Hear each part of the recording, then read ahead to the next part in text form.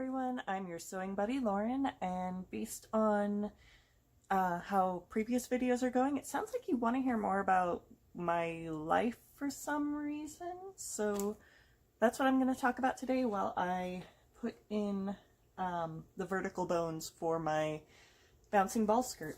For that I am using plastic boning. It's just going to go straight up and down. I have some pieces I cut earlier that I need to trim down because they're too long. So, I guess we'll start at the beginning and see how far I go before I decide that I've talked enough and done enough for this video. My earliest memory, I was 3 years old. Well, I was sitting in the bonus room wondering how old I was, and either I asked out loud or my mom was psychic or something, but she walks by with the laundry hamper and told me that I was 3. And I think that was on my birthday, because I think that's how I remember things going, that or that's just the way that events went. Let's see, and 3 was also the Christmas when Grandpa Crawford died, which was a hard hit. So for that Christmas, I woke up at, I don't even know, the sun wasn't even out yet, but my brother Johnny was playing his new Kermit the Frog plastic guitar that he had gotten for Christmas, and that woke me up. And that year I got my first Barbies and My Little Ponies, because it was the 80s and those were the cool things. And yeah, so Mom was very sad that Christmas. It was also like a big deal Christmas, because I think that's when when my parents had first found out that Johnny had HIV, or maybe that's when they found out that he had full-blown AIDS, I don't know.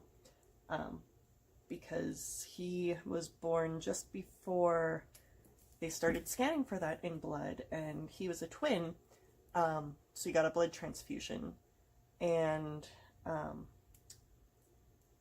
from that he got HIV. His twin sister lived like 72 hours, I think. She was named Dawn, which is also my middle name, which is kind of messed up if you think about it. Like, you know, I'm kind of a consolation prize. But yeah, John and I were like, I might as well have been his twin. We were kind of partners in crime. Like, I remember this one time, I had watched Johnny squeeze Neosporin all over our dad's recliner, and of course Mom found out and came in, asked who did it, and we both looked at each other and then looked at her with, I guess, the most innocent faces, pointed at each other, and it was so cute that she couldn't punish either of us. Like, that was kind of our thing. Like, we were troublemakers, but always in a very lighthearted kind of way. And of course John couldn't go to regular school, so he had home tutors, and eventually they had to not have me in the room while John was having his classes, because I would answer all the questions before he could, even though he was 2 years older than me. And then I started kindergarten. I'm sure there's stuff that happened in between there, but you know, it's all kind of a blur.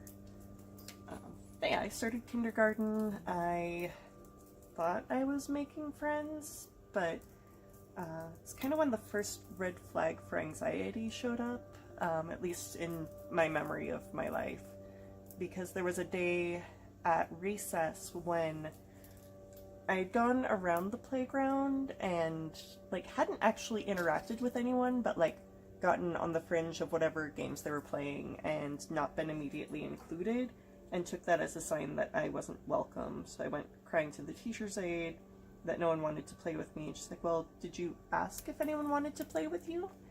And of course not, because like I don't want to interrupt their fun to kind of insert myself. Um, but yeah, I don't remember exactly what she did at that point. I think she might have actually taken me out and asked a group in the sandbox or something, like if I could join them. But yeah, that should have been like a, hey, Lauren's parents, this is a thing. Maybe we want to talk about anxiety treatment. But you know, mental health was, any kind of mental issue was a big stigma still at that point. So I don't think my parents even would have gone for it if they had. I'm not really sure how I'm gonna attach these in here, but I think it's gonna be something with tape or glue. I don't know. I just need to attach something top and bottom for right now. Ooh, I need to drill holes in the tops of these, or in the ends.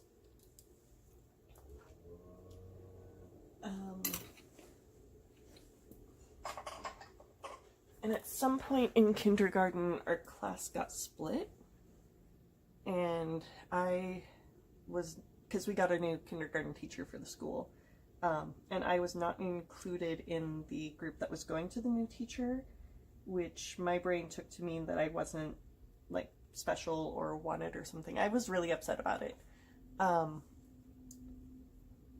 And so I was crying in class, and my teacher's like, well, what the heck is wrong? Like, that's not a normal response. And now she was offended, or at least she told me she was offended because she thought that I didn't want to be in her class. Then at some point in kindergarten, chicken pox was going around, and so because of Johnny, I had to also be home tutored. And that, I think, was my best schooling, because I had Mr. Caldwell. I'm going to find something that I can drill through these with, and then I'll be back. Right, thumbtacks on the top of the thread spool. Awesome.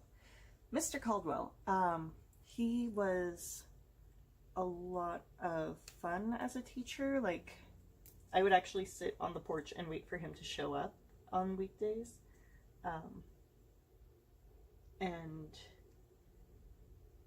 like, he would have me read books and then play those recordings for my class.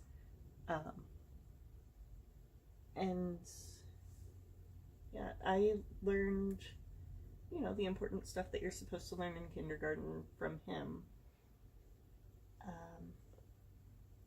Like this one time we were learning about how to categorize things, and he asked me, well, how are these nuts all the same? And I'm like, well, they're all brown. Like, yeah, okay.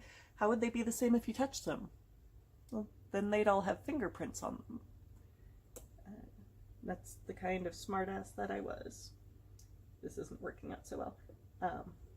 But it's the best method I have without busting out that Dremel again. Yeah, and then, oh right, also when I was 3, skipping back a little bit, of course with my brother being sick, he got into the Make-A-Wish program, and his wish was to see Pee-wee Herman, because we loved Pee-wee's Playhouse. It was kind of one of our things together. It was all like Pee-wee's Playhouse and Knight Rider. It would help if these were actually centered and not like off to the side. So we got flown out to New York to meet Pee-wee. Of course, this is shortly after Muppets Take Manhattan came out, so I, cute little thing that I was, had to have a big red hat, because that's what you wear when you go to New York, just like Miss Piggy. So I got my wish, Johnny got his. There's actually a photo of me sitting on Pee-wee's lap on Cherry, which I know people are going to have their own opinions about that, but it was a really fun time. I was disappointed to learn that the sunflowers in the windowsill don't actually talk, they just wiggle. Yeah, it was an important adventure. But back to kindergarten,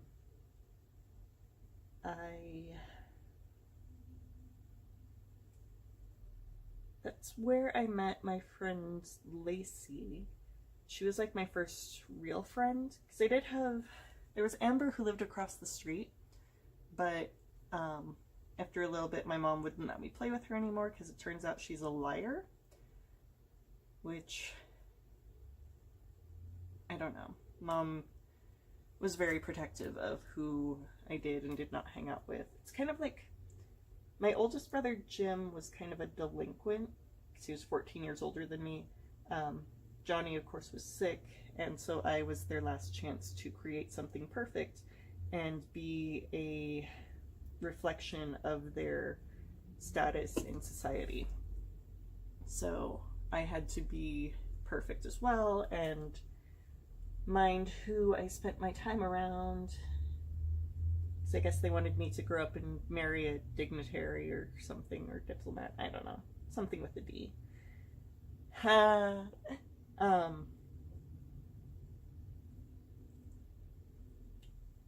So yeah, I didn't have a lot of friends, but Lacey was good. Her family was very, very Christian though, and like the weird kind of Christian where like, oh yeah, you can draw like witches and vampires and stuff for Halloween, but not ghosts. No ghosts. I went to church with her a couple of times, which my family wasn't a big church-going family. My mom didn't really believe in organized religion. She did claim to be a Christian, but then she also had books like The Teachings of Merlin and a lot of Deepak Chopra and other things on spirituality. And my dad was more science-minded, so church wasn't really a thing.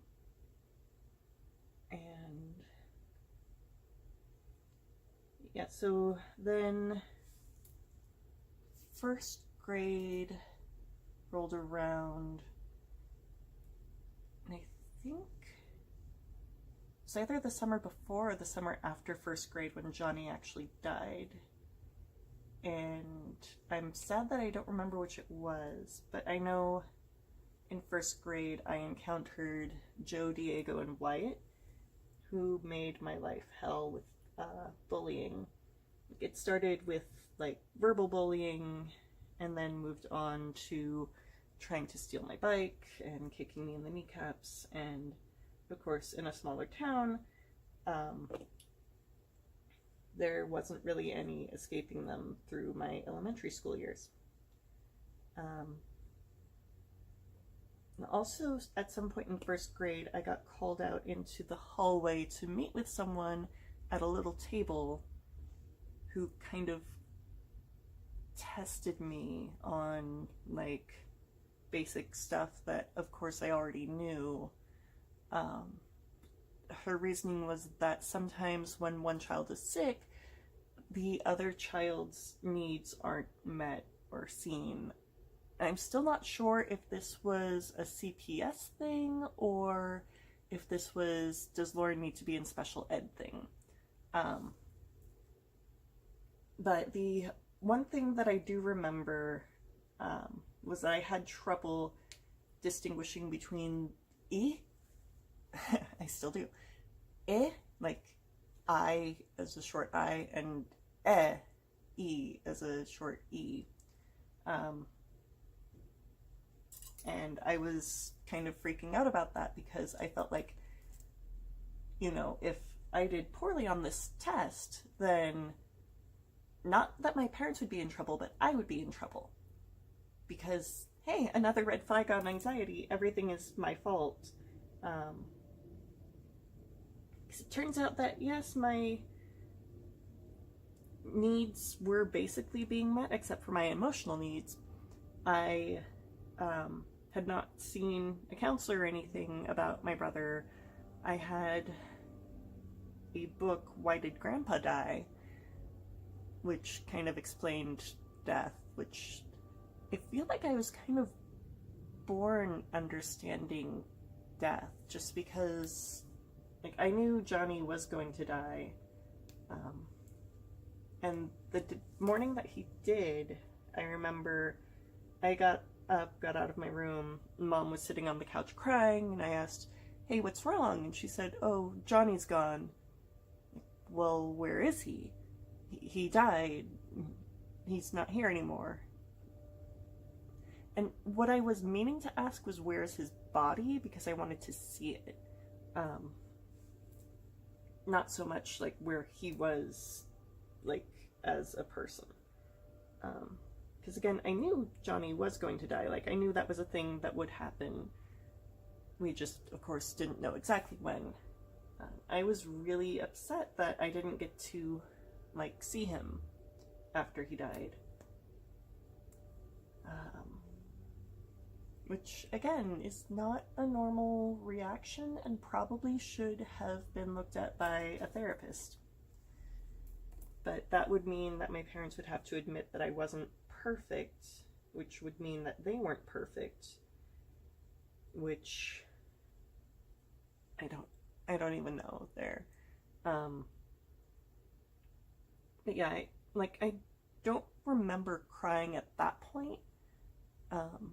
I think the first time I actually cried about Johnny was after a dream I had when I was 12, where Johnny was standing in front of the garage and I was up at the top of the driveway.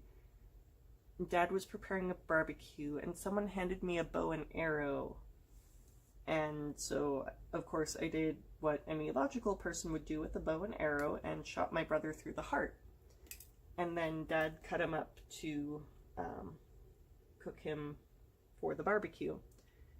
And I received my piece of meat, which was still raw, and realized what I had done and tried to do CPR on the chunk of meat that I had of Johnny. And I told my mom about this dream, and still no therapy or anything. Just, sometimes a dream is your brain trying to process things that you weren't ready to process before. Well, yes, but still, that's kind of a messed up dream to have at 12.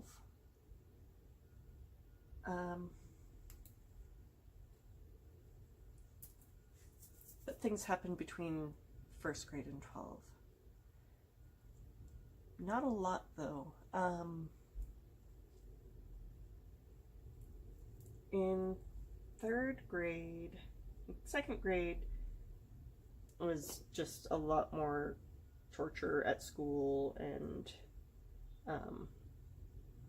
there weren't a lot of anti-bullying movements at that point, so even if I went to a teacher or the principal or anyone, it was, "Oh, well, you just need to toughen up." I'm like, okay, I can work on that, but also, like, right now my life is hell. I would come home crying most days.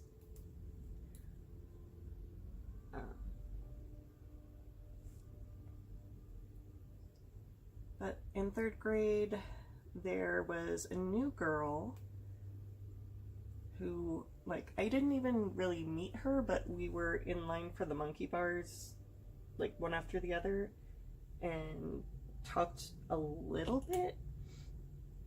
And, after my turn came up, I was like, "Okay, bye, see you at lunch." And turned out she was in my class, and, we were pretty much best friends from the get-go. Pretty soon we were staying over at each other's houses, all the time. Every weekend, it would be like, "Hey, can she sleep over at our house tonight? Hey, can I sleep over at her house tomorrow night?"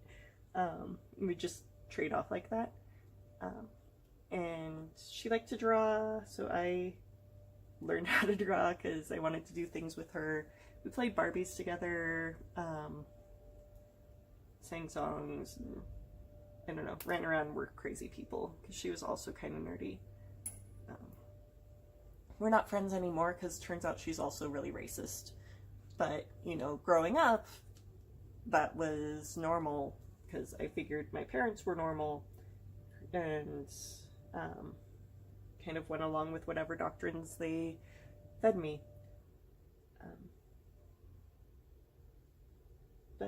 yeah, I'd always been kind of creative, like drawing. When I was really little, Johnny and I used to record stories on cassette tapes for each other. Um, Always make believe games and things like that. So, yeah, creativity, like, it's in my blood. My mom wrote poetry and drew things. My grandma was an amazing artist, Grandma Crawford. Um, yeah, it's just the creative blood flows in my veins. And here we are today on YouTube, poking holes in plastic bones, which that was my last one, so now I can start trying to sew these on. I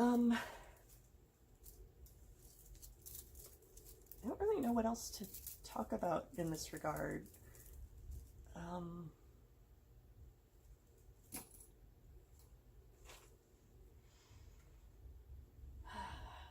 I guess fourth grade. Fourth grade was when Diego and Wyatt tried to steal my bike, and like I got to the bike rack after school, and Wyatt was there trying to unlock it, and then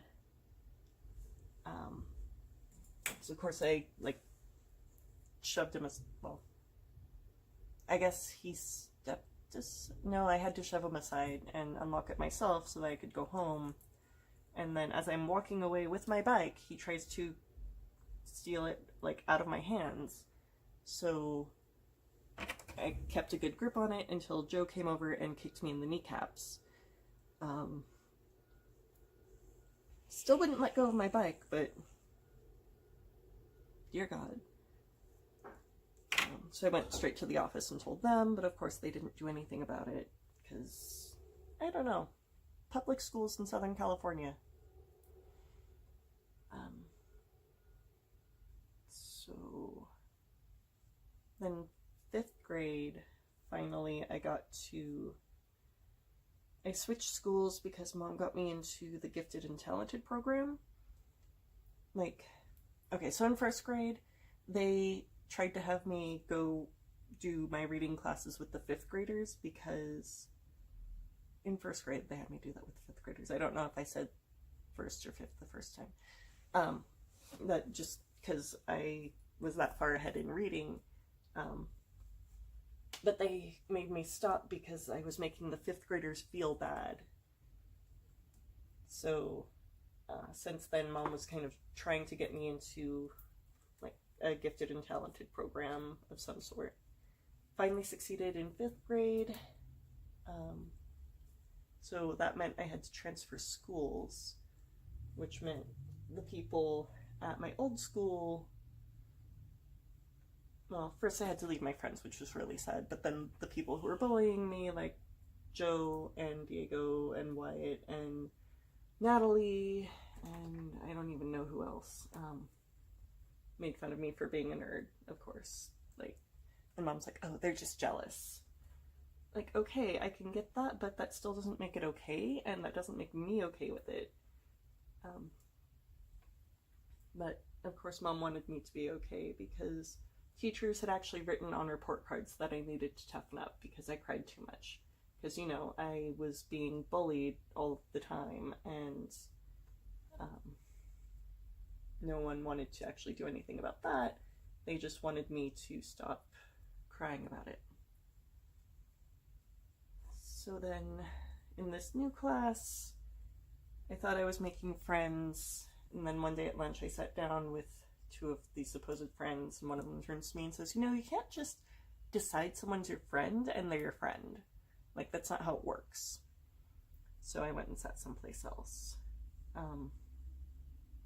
People really, especially preteen girls, suck. And then for 7th grade, I got to rejoin my friends from elementary school at middle school. Sorry, I'm trying to find the hole here.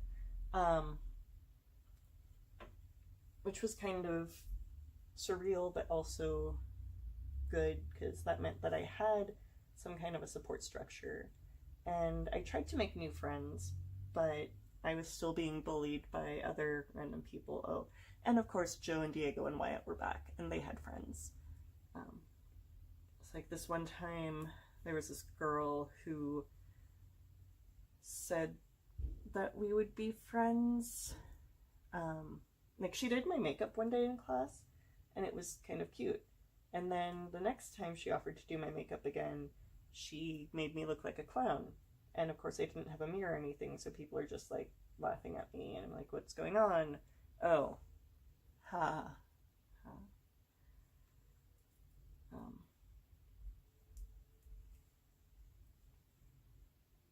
I started writing some pretty dark poetry, which my grandfather said, you know, maybe you should take her to a psychiatrist.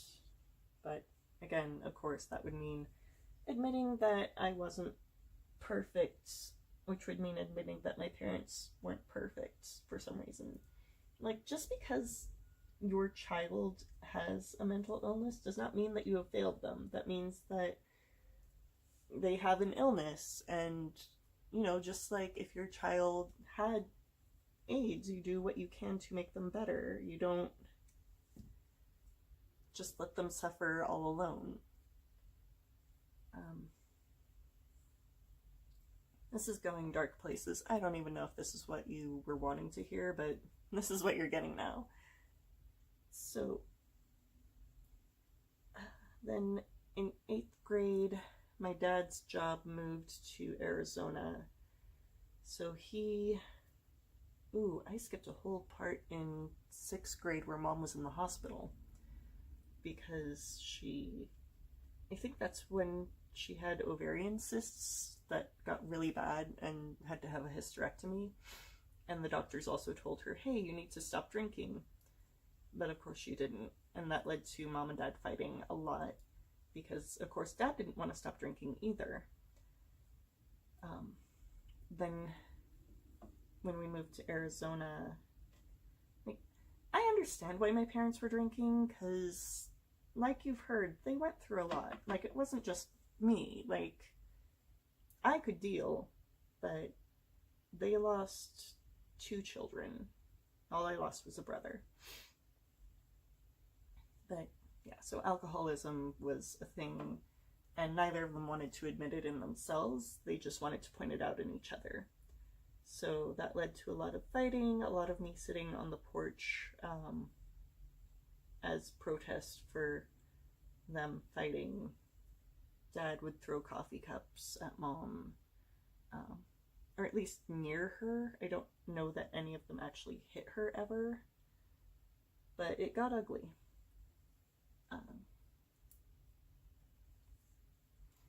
And then after we moved to Arizona, Dad took up prospecting as a hobby, which that kind of became our thing. Like, we would go out on like windy mountain roads, go out to the desert, find, well, I guess, yeah, it's all desert, but we would find a creek out there, do some panning. He'd bring some dirt back to Sluice, and it was kind of fun bonding time with us, which we hadn't really had before.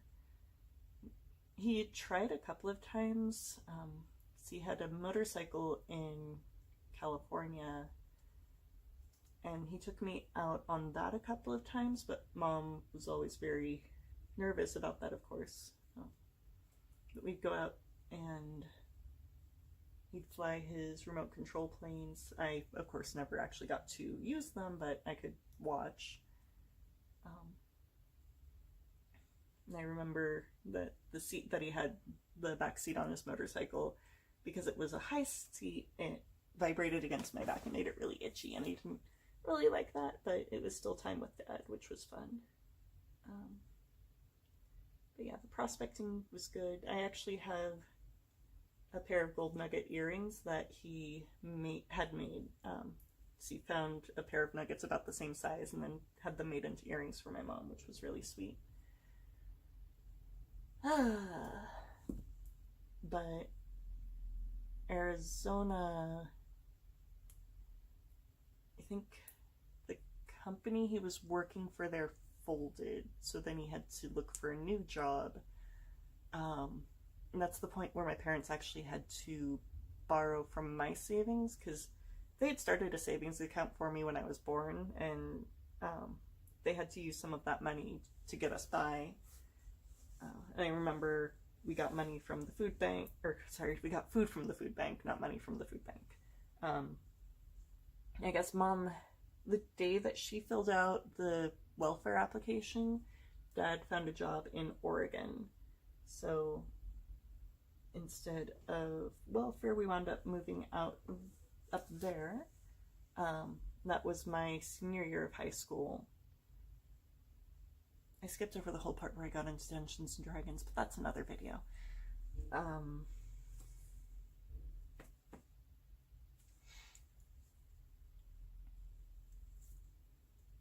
And Oregon is actually where I stopped being bullied.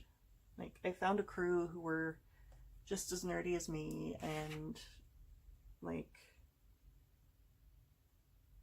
they were very much like, the whole school was good about taking care of each other. I'm sure there were bullies, but like they didn't mess with me, and I didn't really witness any bullying. So that it was kind of an awesome and surreal environment for me. And I think that's enough of me rambling for one day. And I've obviously lost the train of the story, and I think if you want to hear more details on any of this, let me know. If you want to hear about something different, let me know. I know it's kind of a depressing story. I know there were good points too. I kind of glossed those over because I guess the sad parts make better story. And also, of course, the negative memories are the ones that stick out the most in the brain. I should try to do another one of these with the good memories and see how well that goes and how helpful that is. But for now, I've gotten one of the bars put in, and I'm going to keep working on that. You keep working on whatever you're working on. I hope I've been good background noise for you. Please like, subscribe, comment, notification bell, all of that YouTube jazz. And I will see you again next week. And until then, make beautiful things.